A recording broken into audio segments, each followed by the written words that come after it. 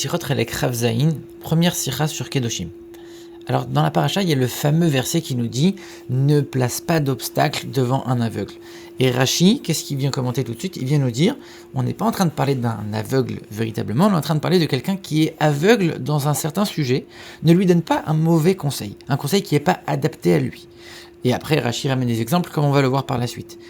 A priori, ici, il y a une question tout de suite qui se pose. D'où Rashi nous tire cette information que ici on n'est pas en train de parler d'un aveugle véritablement, on est en train de parler de quelqu'un qui est aveugle dans un certain sujet. Et il nous dit c'est quoi l'obstacle? L'obstacle c'est de donner un mauvais conseil à cette personne-là. Alors a priori le Mizrahi nous explique la chose suivante. C'est que dans le verset qui est juste avant, le verset nous dit « Ne maudis pas un sourd ». Et Rashi vient nous expliquer, en vérité on a le droit de maudire personne. Donc pourquoi le verset vient nous dire « Ne maudis pas un sourd ». Ah, tu viens apprendre que le sourd, en vérité, il inclut tous les hommes. Parce que de la même manière que le sourd est en vie, tout le monde, toute personne qui est en vie, tu n'as pas le droit de l'insulter, de le maudire. Celui qui est mort, c'est différent. Donc en fait, ici, Rashi vient nous dire « Le sourd, c'est pas forcément le sourd, ça désigne n'importe quelle personne qu'on n'a pas le droit d'insulter, qu'on n'a pas le droit de maudire. » Donc ici, on ne parle pas forcément d'un sourd. Et donc, si ici on ne parle pas forcément d'un sourd, donc quand on parle de l'aveugle, on parle pas forcément d'un aveugle non plus. Mais d'un autre côté, c'est quand même assez difficile d'accepter cette explication, puisque Rashi, il vient prendre le cas du sourd et il l'extrapole en disant ça s'applique à tout le monde. Mais à aucun moment, il est en train de dire non, dans le verset, en fait, on ne parle pas du tout d'un sourd. Rashi n'a pas dit ça. Ici, par contre, il vient te dire non, on ne parle pas d'un aveugle du tout. On parle de quelqu'un qui ne connaît pas un certain sujet. On ne parle pas du vrai aveugle. Donc c'est quand même vachement différent. Les deux versets n'ont rien à voir. Et puis on n'a toujours pas la réponse de pourquoi tu nous dis que l'obstacle, c'est un mauvais conseil. Alors a priori, Rashi aurait pu dire, ici on est en train de dire de ne pas mettre un obstacle devant quelqu'un, comme par exemple mettre l'objet d'une faute devant quelqu'un, mettre un verre de vin devant un nazir par exemple.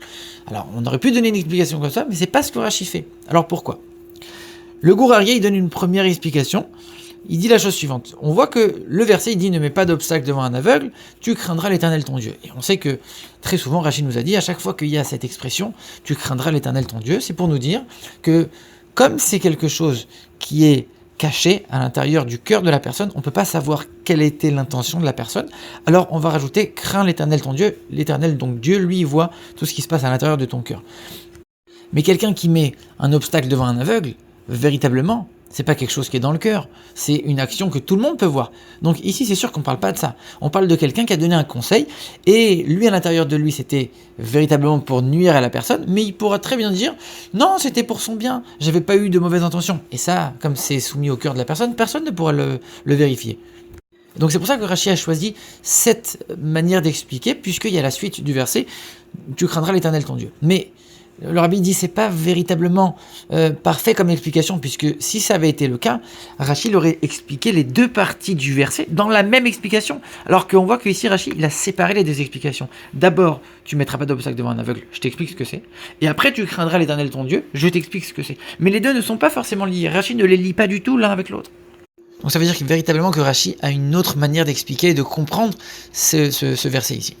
Alors, pour comprendre ça, on va voir la suite de ce Rashi. Rashi continue en nous donnant des exemples. Il nous dit, voilà, c'est quoi l'exemple d'un mauvais conseil? Par exemple, tu vas dire à ton ami, vends ton champ et achète-toi un âne à la place. Et toi, qu'est-ce que tu vas faire après? Tu vas prendre le champ que lui, il a vendu. Première question, on a très bien compris qu'on parle d'un mauvais conseil. Pourquoi tu as besoin de m'amener un exemple? Deuxième question, pourquoi un exemple aussi tordu? Il y a des exemples beaucoup plus clairs pour qu'on puisse bien comprendre de quoi il s'agit. Troisième question, quand on regarde le Torah de Kohanim, qui est la source de ce Rashi, on voit que le Torah de Kohanim, il amène d'autres exemples. Il dit par exemple, ne lui dis pas de sortir très tôt le matin, parce que c'est un endroit où s'il sort trop tôt, il va se faire attaquer par des brigands. Ne lui dis pas de sortir au milieu de la journée, parce que c'est le moment où il fait trop chaud. Ne lui dis pas de vendre son champ, après, donc c'est l'exemple de Rashi, de vendre son champ et d'acheter un âne, et après toi tu prends le champ. Et il y a même un autre exemple avant ça qui est ramené, en disant, lui il te pose la question, cette femme, elle a le droit de se marier avec un Kohen ou pas? Et toi tu réponds, oui bien sûr, alors qu'en fait elle n'a pas du tout le droit. Et Rashi, il choisit un seul de tous ces exemples, et l'exemple a priori le moins évident. Alors, pourquoi dans cet exemple en plus on rajoute et toi après tu vas aller lui prendre son champ? Le fait même de vendre un champ pour acheter un âne, on comprend que c'est pas un conseil qui est forcément très adapté et forcément très intelligent. Ça même, ça aurait suffi comme explication. Pourquoi tu as besoin de rajouter et toi après tu vas aller lui récupérer le champ? Alors a priori, il y a certains cas où on voit qu'un âne c'est plus avantageux, puisque un âne, on obtient des bénéfices beaucoup plus rapidement. Il y a beaucoup moins de fatigue, alors qu'un champ, il faut labourer, il faut semer, il y a un travail qui est énorme, et puis les résultats, on les obtient pas tout de suite. Il faut attendre des mois que ça pousse, qu'on récolte, qu'on ait rassemblé la récolte, qu'on la vende, etc. Alors que l'âne, il nous permet de faire du commerce de manière beaucoup plus facile, beaucoup plus rapide, et il dort un peu n'importe où. C'est quelque part un meilleur compromis d'avoir un âne que d'avoir un champ. Donc le conseil en soi, il n'est pas tellement un mauvais conseil, c'est vraiment ici ce que Rachid rajoute. Et toi, après, tu viens récupérer le champ. A priori, c'est pas encore clair comme explication, puisque on convient, on comprend bien qu'il y a d'autres cas où le champ, il est quand même mieux. C'est mieux d'avoir un champ que d'avoir un âne, puisque le champ, il te donne quelque part une certaine stabilité dans le temps. L'âne, il peut mourir du jour au lendemain. Et puis le champ, tu peux t'établir de manière confortable, alors que l'âne, tu vas aller toujours bouger d'un endroit à l'autre. Tu vas pas avoir de maison, tu vas pas avoir de vie dans ta communauté, dans ton endroit. Donc on comprend qu'il y a des avantages dans l'un, des avantages dans l'autre. Donc tout dépend de la personne. C'est pour ça qu'on dit un conseil qui n'est pas adapté à lui. C'est exactement la même chose avec les exemples du Torah de Kohanim qui dit par exemple ne sors pas tôt le matin. Mais dans beaucoup de cas, c'est une bonne chose de sortir tôt le matin. Ici, toi, tu es dans une ville où les voleurs ils sont encore tôt le matin. Mais sinon, ça peut être un bon conseil. Comme le Torah de Kohanim il nous dit, et comme le Maharal de Prague, comme le Gourarié nous l'a dit. Ça dépend de ce qu'il y a dans ton cœur, si tu as une mauvaise intention dans ce conseil ou pas. Et peut-être que tu vas dire non, j'avais une bonne intention, mais en fait, tu as une mauvaise intention. Alors, ici, il y a encore une autre question, c'est a priori, qu'est-ce que ça va changer si j'ai donné un bon conseil à la personne et que c'était bon pour lui de prendre un âne et d'arrêter d'avoir un champ. Alors moi après j'ai récupéré le champ, mais on s'en fiche. De toute façon le conseil il était bon pour lui. Donc 6 mois après j'ai récupéré, peu importe puisque le conseil il était bon pour lui. Alors pour commencer à répondre à toutes ces questions, il faut d'abord comprendre que ici, qu'est-ce que Rashi vient nous apprendre? C'est que la Torah ne vient pas répéter des interdits pour rien. Et de temps en temps, Rashi, on voit qu'il commente en disant « Ici, on a déjà enseigné cet interdit, mais on le répète pour que celui qui le transgresse, il soit coupable de 2 fautes. » Mais ça, c'est uniquement quand il n'y a pas d'autre manière d'expliquer le sens simple de ce passage. Alors on va dire, la Torah l'a répété, c'est pour te rendre coupable 2 fois. Mais quand Rashi peut expliquer autrement, il explique autrement. Et donc ici, le fait de ne pas mettre un obstacle devant un aveugle, c'est quelque chose qu'on a déjà vu quelque part. Dans la paracha de Mishpatim, on nous dit que celui qui va creuser un puits, creuser un trou dans le domaine public, et si quelqu'un tombe, alors il va être en faute et il va devoir payer. Donc quelque part, ne pas mettre un obstacle devant quelqu'un, devant un aveugle, on l'a déjà vu, on l'a déjà enseigné dans la Torah. Si la Torah vient nous répéter, c'est que forcément elle parle d'un autre cas ici. Donc Rashi cherche à montrer ici que ce verset vient nous apprendre quelque chose de complètement différent.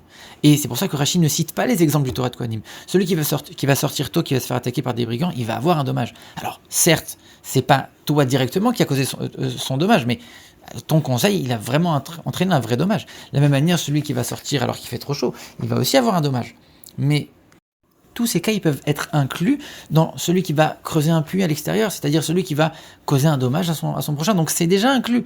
Donc Rachid ne va pas citer ces exemples-là, puisque lui, il est d'avis que la Torah ne répète pas les choses pour rien. De la même manière, il ne va pas nous dire que c'est quelqu'un qui met une faute devant son prochain, puisque à ce moment-là, c'est plus un dommage matériel, mais c'est un dommage spirituel. Mais c'est quand même toi qui as mis un dommage devant lui, qui lui a causé un dommage. Et d'ailleurs, on le voit, le serpent, il a mis un obstacle devant Chava, et à cause de ça, on voit qu'il y a eu une punition extraordinaire. C'est-à-dire que même un dommage spirituel, ça compte et ça a de la valeur, comme on le voit dans la Torah. Et donc Rashi prend l'exemple du champ et de l'âne, puisque c'est justement grâce à ça qu'il va expliquer toute sa manière de voir les choses. Ici, Rashi vient t'ajouter, et toi, après, tu lui prends le champ que lui, il a vendu. Ça veut dire que peut-être que dans son cas à lui, c'était peut-être bon de vendre le champ et d'avoir un âne. C'était pas forcément un mauvais conseil en tant que tel. Et donc tu n'as pas causé de dommages en tant que tel. Par contre, toi, ton intention en lui donnant ce conseil-là, c'était uniquement pour pouvoir s'emparer de son champ par la suite. Ça veut dire que ici, Rashi, il vient t'apprendre que la Torah, par ce verset, elle vient nous apprendre quelque chose de plus. Tu n'as pas seulement l'interdiction de mettre un obstacle devant ton prochain, ça c'est déjà enseigné dans la Torah, c'est déjà une évidence. Ce que la Torah vient t'apprendre de nouveau ici, c'est que dans ton intention première, quand tu vas donner un conseil à quelqu'un, tu ne dois pas penser à toi dans le conseil. Tu ne dois pas avoir un intérêt dans le conseil. Tu dois lui donner un conseil qui est adapté à lui, c'est-à-dire pour lui et uniquement pour lui, sans penser à ce que toi tu vas obtenir grâce à ce conseil que tu as donné. Tu dois penser uniquement à son bien à lui. Et même si par la suite, il va vraiment lui arriver du bien, mais que ton intention, elle était uniquement égoïste derrière, tu as déjà transgressé quelque chose. Et c'est pour ça que Rachi rajoute absolument ce passage, et toi après tu lui récupères le champ. Et c'est pour ça que juste après, Rachi insiste bien sur le tu craindras l'Éternel ton Dieu. Ça veut dire que ici, c'est quelque chose que personne ne peut savoir. Ce qu'il y avait dans ton cœur quand toi tu lui as donné ce conseil. On ne parle pas de celui qui a donné un mauvais conseil et il va s'excuser en disant non, je pensais que c'était un bon conseil. On parle de même celui qui a donné un bon conseil, mais qu'il avait une intention égoïste et qu'il n'a pas du tout pensé à l'autre moment où il a donné ce conseil-là. C'est ça que Rachi vient souligner ici.